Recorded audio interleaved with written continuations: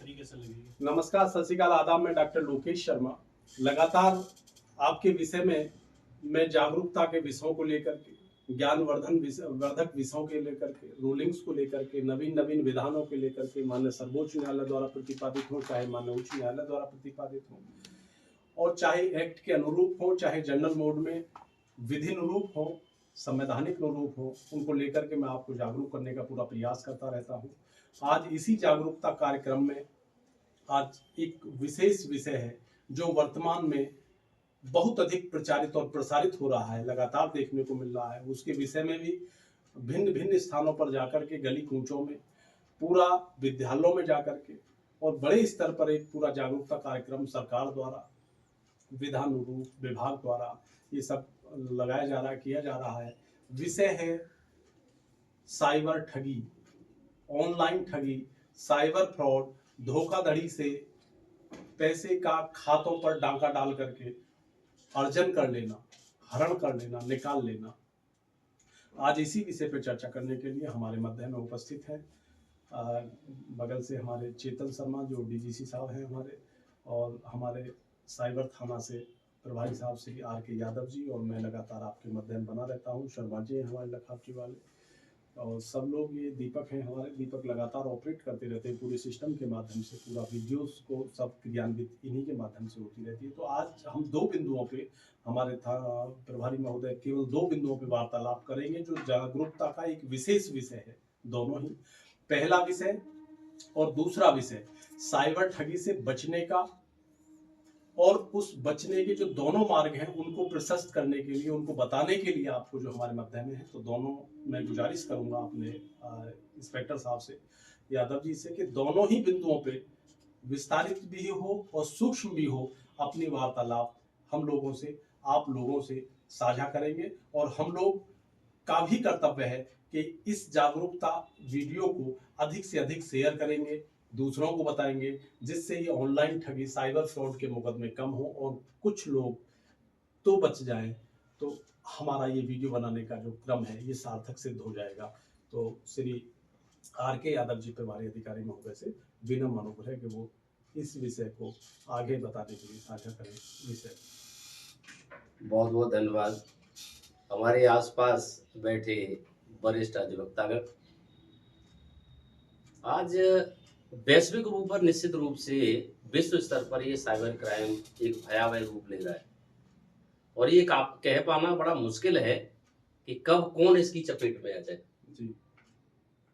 आज स्थिति ये है कि अगर हम विश्व का अगर रिजल्ट देखते तो लगता है कि हर 3 व्यक्तियों में एक व्यक्ति प्रभावित हो गया है किसी न किसी रूप में। अभी तक होता था कि लोग सिम स्वैप कर लेते थे, ATM को क्लोनिंग कर लेते थे, आपसे OTP पूछते थे, तरह तरह की चीजें थी। ये काफी जब फैल गई तो अपने आप को साइबर फ्रॉडस्टरों ने भी अपडेट कर लिया है। तब लगता था कि हम कहीं न कहीं या तो भय में आ गए, या लालच में आ गए, या फिर किसी तरीके से अन्य रूप में आ गए। लेकिन अब उन्होंने एक नया पैंतरा बदल लिया है। अब आपको ये नहीं कहेंगे कि आप अपना OTP बताइए। अब एक नया जो इस समय लेटेस्ट चल रहा है, वो ये चल रहा है, किसी को कहा जाएगा कि आपके परिचित ने मुझे आपका नंबर दिया है और आपसे बात करने को कहा है। इससे पहले वो सारी बातें ये जान चुके होंगे कि आपके रिलेटिव कौन है, तो आपकी डॉक्यूमेंट्रीज में से एक नंबर लेंगे। आप जान रहे होंगे कि उन्हीं को, उनके पास इतने एक्सेस होते हैं कि उन्हीं में से देखेंगे कि ये अमुक व्यक्ति किससे ज़्यादा बात करता है, उसी का नाम ले देंगे। ट्रू कॉलर पे सारे नाम आ जाते हैं, तो नाम भी होगा, ये कोई नई बात नहीं है। नाम से बताएंगे कि वो फला आपके मित्र है, उन्होंने नंबर आपको दिया था और आपसे बात करने को कहा है। और हो सकता है कि आपकी रिक्वायरमेंट कुछ हो, लोन लेने की हो, या अन्य किसी में पैसा इन्वेस्टमेंट करने की हो, और वो इसी बीच में बताएंगे, आपको भरोसा नहीं होगा तो वो कहेंगे कि ठीक है, एक कॉल आपको उन्हीं की आ रही है, आप बात कर लीजिए, उन्हें मर्ज कर लीजिए। यदि आपने कॉल मर्ज किया तो आपकी फ़ोन के सारे एक्सेस उनके पास होंगे, फिर आपको OTP बताने की ज़रूरत नहीं है। आपके अकाउंट से आपकी जो जीवन की गाड़ी कमाई है, वो सारी कमाई फ्रॉडस्टर के पास में होगी।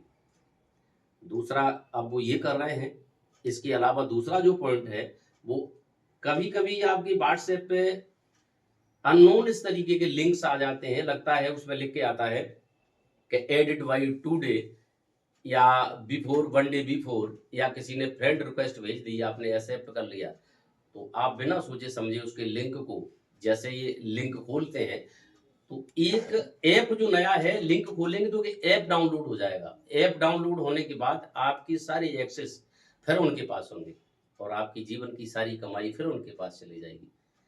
अगर इस तरीके से जो आपकी डॉक्यूमेंट्री में कोई नहीं है व्यक्ति, नया नंबर आपको लगता आया है, हमारे कॉन्टैक्ट लिस्ट में नहीं है, तो मैं ये आप लोगों से निवेदन करूंगा कि ऐसे लिंक खोलने से बचिए।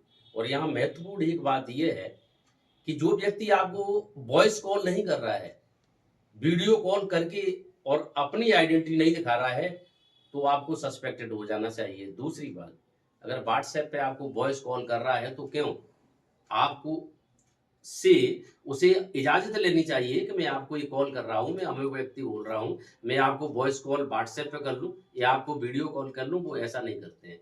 और इसके साथ साथ हम करते ये है कि जैसे ही वीडियो कॉल आती है, वॉइस कॉल आती है, बिना सोचे समझे उसको उठा लेते हैं।